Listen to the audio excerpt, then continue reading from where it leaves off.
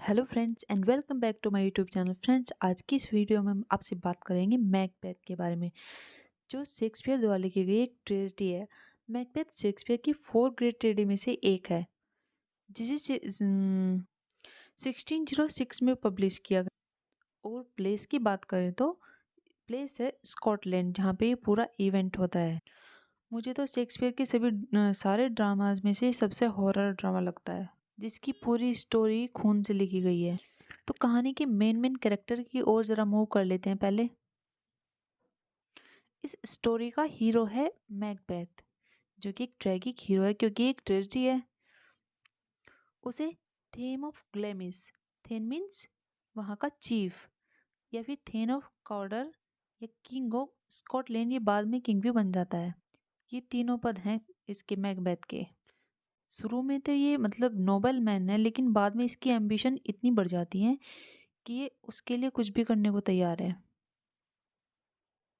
Second main character इसमें lady Macbeth, जो कि मैकबेथ की वाइफ है। ये भी कंप्लीटली एम्बिशियस वुमेन है, जिसे पावर और पोजीशन की बहुत भूख है।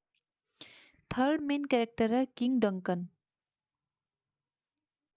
जो कि अभी रेस्पेक्टेबल किंग है स्कॉटलैंड का। मतलब उस टाइम रिसेंटली जब स्टोरी चल रही थी उस टाइम ये किंग है स्कॉटलैंड का। एक कैरेक्टर है इसमें बेंको। ये वैसे तो मतलब कमांडर इन चीफ, लेकिन इसका भी काफ़ी रोल है इस स्टोरी में।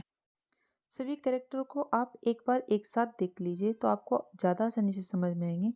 ये डंकन है, जो हमने किंग ऑफ स्कॉटलैंड बताया। उसके दो बेटे हैं, एक मालकम है और एक डोनाल्ड बेन है। ये दोनों बेटे डंकन के हैं।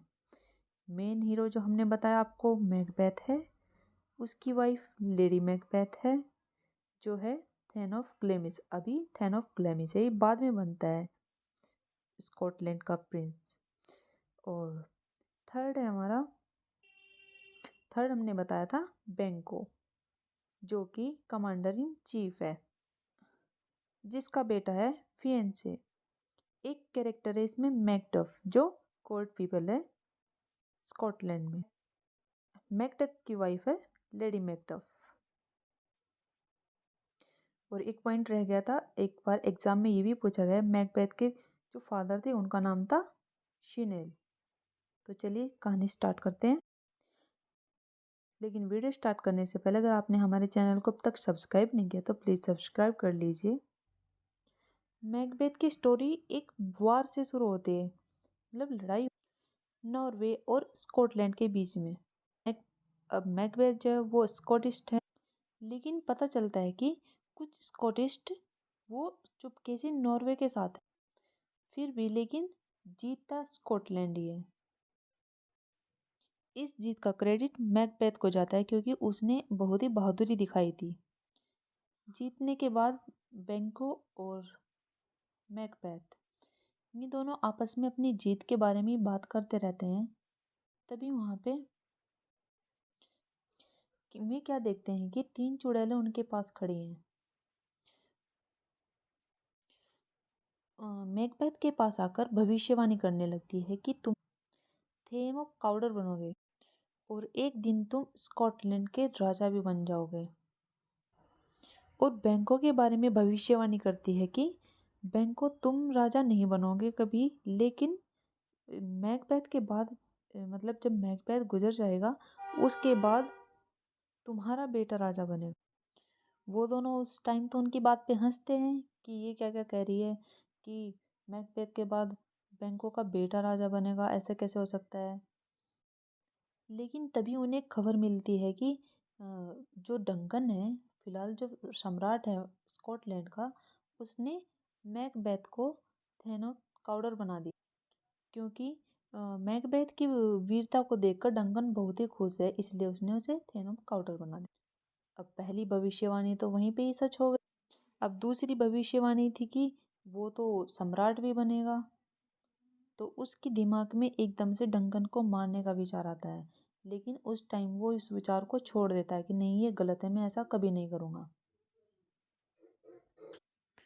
कुछ समय बाद उसे क्या पता चलता है कि डंकन ने घोषणा कर दी है कि उसका बेटा मैल्कम राजा बने जब डंकन बूढ़ा हो जाएगा।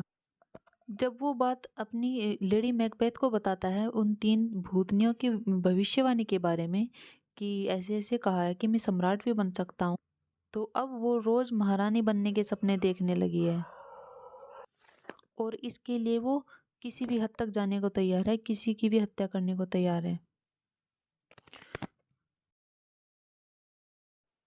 फिर लेडी मैकबेथ के दिमाग में भी एक विचार आता है, सोचती है कि क्यों ना डंकन को ही मार दिया जाए। तो वो इस बात का ज़िक्र मैकबेथ के सामने करती है। मैकबेथ मना कर देता है कि नहीं ये गलत है, लेकिन वो उसे मना लेती है और दोनों डंकन को मारने का प्लान बना। फिर वो उस डंकन को अपने महल में दावत के लिए बुलाते हैं। जश्न का माहौल होता है। सब जश्न मनाने के बाद, खाने-पीने के बाद जब डंकन आराम करने के लिए अपने कमरे में जाता है और सो रहा होता है, तब दोनों उसके कमरे उसकी हत्या कर देते हैं और जिस हथियार से उसकी हत्या की गई थी, उस हथियार को उसके बॉडीगार्ड के हाथों में रखकर चले जाते हैं और जाकर लेट जाते हैं।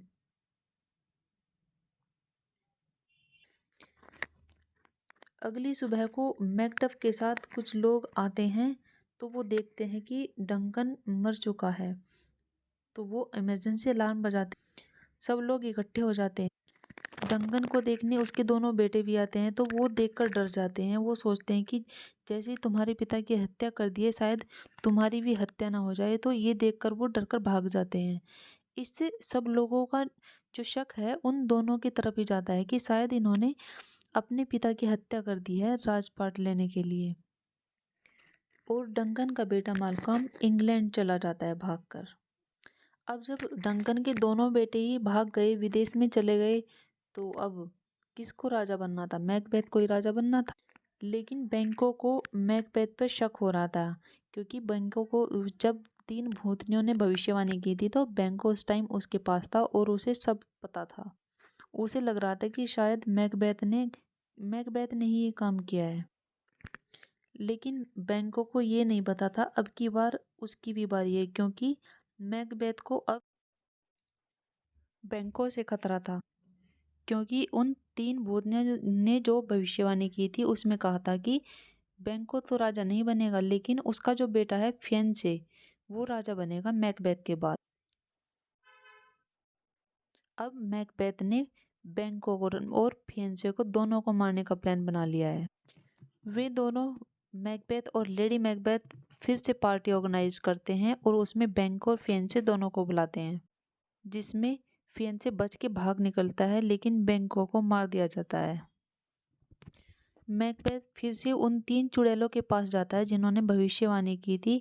उनसे ये पूछने जाता है, मुझे और किस किस से अब खतरा है? तो वो बताती है कि तुम्हें नंबर 1 मैकडफ से सतर्क रहना है, और नंबर 2 किसी जन्म लिए इंसान के द्वारा तुम कभी भी नहीं मारे जा सकते हो, और नंबर 3 जब तक वीरनाम जंगल, एक जंगल है जिसका नाम वीरनाम है, वो चलकर खुद नहीं आ जाता है, तब तक तुम सम्राट बने रहोगे। ये सुनकर मैकबेथ बहुत खुश हो जाता है। वो सोचता है कि अब तो मुझे कोई मार ही नहीं सकता है। अब जैसा कि उन्होंने कहा था कि मैकडफ से सतर्क रहना, अब वे दोनों मैकडफ को मारने की तैयारी करते हैं। लेकिन मैकडफ तो इंग्लैंड में था, जहाँ पे माल्कम चला गया था, क्योंकि माल्कम अब मैकबेथ को मारने की तैयारी में एक सेना तैयार कर रहा था। मैकडफ भी उसी के पास चला जाता है और दोनों मैकबेथ को मारने की तैयारी करते हैं। इसलिए मैकडफ बच जाता है। लेकिन मैकडफ की फैमिली तो वहीं पे थी, स्कॉटलैंड में, इसलिए मैकबेथ ने उसकी पूरी फैमिली को ही ख़त्म करवा दिया। तभी मैकबेथ के पास एक बुरी खबर आती है।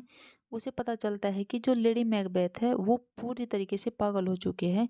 उसे हर वक्त ये दिखाई देता है कि उसके हाथ खून से रंगे हुए हैं और वो पागलों की तरह हरकत करने लगी है, और उसने अपने आप को भी चाकू मार लिया है।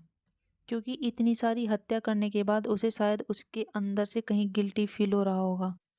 उधर मैकडफ और माल्कम मैकबेथ को मारने की तैयारी में आ चुके हैं स्कॉटलैंड, और वो जिससे उनकी सेना का पता ना चले, वो जंगल से बड़े बड़े टहने काट लेते हैं और उनमें छिप छिप के आते हैं सभी, पूरी सेना के लोग बड़े बड़े टहनों के पीछे छिप कर आते हैं। देखने से ही ऐसा लग रहा था जैसे कि पूरा जंगल चल के आ रहा हो अपने आप। इतनी सेना, इतनी बड़ी सेना थी उसकी। और आकर उन्होंने मैकबेथ को घेर लिया। इस पर भी मैकबेथ का घमंड तो देखो। वो कहता है मुझे तो कोई मार ही नहीं सकता, क्योंकि मुझे जो यहाँ पे पैदा हुआ इंसान है वो कभी भी नहीं मार सकता है। तो इस बात को सुन मैकडफ बोलता है, अच्छा ये बात है, तो ठीक है, मैं वो इंसान हूँ जो पैदा नहीं हुआ है। मैकडफ ऐसा था जो सिजेरियन था।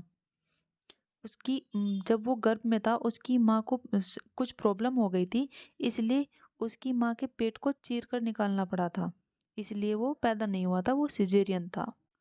और बिना देरी किए वो मैकबेथ को मार देता है और मैल्कम को राजा बना दिया जाता है, जो कि भविष्यवाणी के हिसाब से भी सब सच होता है। इसी तरह इस ट्रेजेडी का अंत हो जाता है। इस ट्रेजेडी से हमें पता चलता है कि इंसान की इच्छाएं बढ़ती चली जाती हैं। वीडियो अगर अच्छी लगी हो तो लाइक और शेयर करना ना भूलें। आज की वीडियो में इतना ही। Thank you.